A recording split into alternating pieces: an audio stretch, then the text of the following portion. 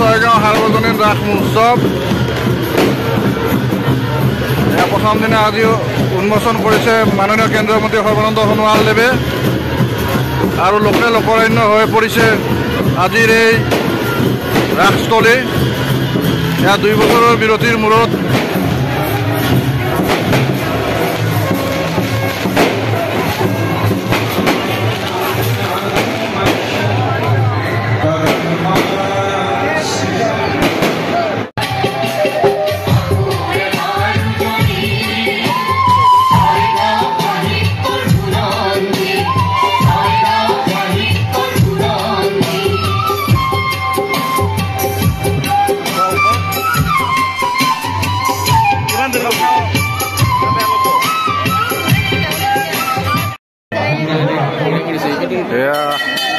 আমি মিনা বজাৰলৈ গ'লে এই ভিতৰেদি যাব লাগিব মিনা বজাৰলৈ।